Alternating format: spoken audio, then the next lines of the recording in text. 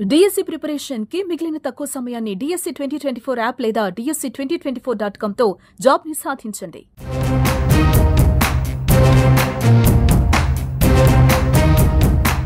మోదీ రాక సందర్భంగా అమరావతి మొత్తం కూడా పచ్చదనంతో నిండిపోయింది. ఎక్కడికక్కడ అంటే ఇప్పుడు వరకు కాంక్రీట్ జంగిల్ అని అందరూ కూడా పిలిచేవాళ్ళు, కానీ కాంక్రీట్ జంగిల్ కాదు, ఇదంతా కూడా పచ్చటి హరితహారం లాగా తీర్చిదిద్దారు. మనం చూడొచ్చు ప్రస్తుతం సీడ్ యాక్సెస్ రోడ్డు నా వెనకాల.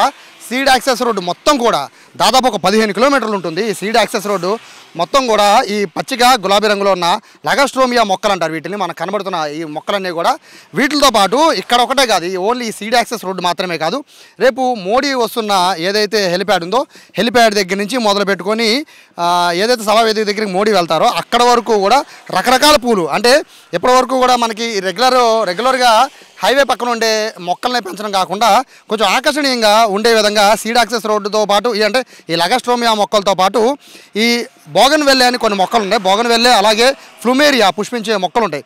సో దీనికోసం ప్రత్యేకంగా మొక్కల్ని తెప్పించి ఆ మొక్కల్ని మొత్తం రోడ్డుకి రెండు వైపులా కూడా నాటారు సిఆర్డీ అధికారులు.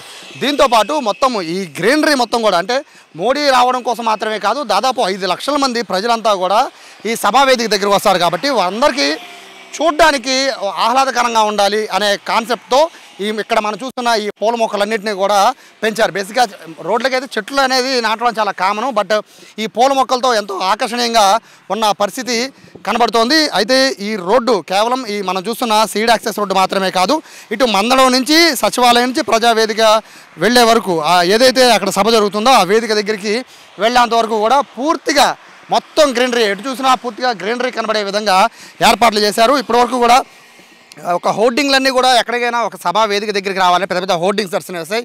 అలా కాకుండా ఇక్కడ హోర్డింగ్స్ పెద్ద పెద్ద హోర్డింగ్స్ అన్నింటినీ పక్కన పెట్టేశారు, కేవలం పూల మొక్కలతో నింపేసిన పరిస్థితి కనబడుతోంది. ఒక విధంగా చెప్పాలంటే పచ్చటి పొలాల మధ్యలో కడుతున్న ఈ అమరావతి రాజధానికి అదే పచ్చటి మొక్కలతో మణిహారంగా ఒక హరితహారంగా దీన్ని తీర్చిదిద్దే ఏర్పాట్లు అయితే ఇక్కడ సిఆర్డీ అధికారులు చేశారని చెప్పుకోవచ్చు. మొత్తం అంతా కూడా ఒకప్పుడు అంటే ఒక సంవత్సరం క్రితం వరకు ఇదే సీడ్ యాక్సెస్ రోడ్లో కేవలం అంటే ఇక్కడ మందడం కానీ వెలగపూడి కానీ సో ఈ తుళ్ళూరు కానీ ఈ ప్రజలంతా కూడా ఈ రోడ్లో నుంచి విజయవాడ వెళ్ళడానికి మాత్రమే సీడ్ యాక్సెస్ రోడ్ను ఉపయోగించుకునేవాళ్ళు. సో ఎప్పుడైతే టీడీపీ గవర్నమెంట్ ఏర్పడిందో అప్పటి నుంచి కూడా ఈ రోడ్లపైన ప్రత్యేకమైన దృష్టి పెట్టారు. మొత్తం అమరావతిలో రాజధాని నిర్మాణం జరుగుతున్న అన్ని ప్రాంతాల్లో కూడా మెయిన్ రోడ్లన్నింటినీ కూడా పూర్తిగా చూడొచ్చు. మొత్తం రోడ్ల నిర్మాణాలు చాలా వరకు పూర్తి అయిపోయాయి.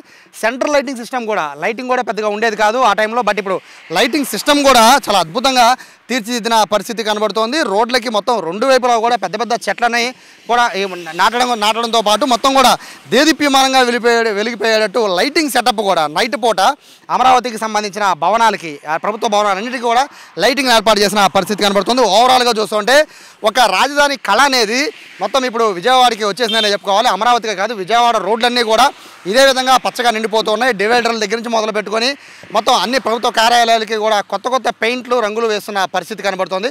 ఓవరాల్గా ప్రధాని రాక సందర్భంగా అయితే అమరావతి ప్రజలు చాలా సంతోషంగా ఆనందంగా వాళ్ళైతే ప్రధానికి వెల్కమ్ పలుకుతామని చెప్తున్న నేపథ్యంలో దానికి తగ్గట్టే వచ్చే ప్రజలందరికీ కూడా మొత్తం అంతా గ్రీనరీని కనబడే విధంగా మొక్కలు నాటారు సిఆర్డీ అధికారులు.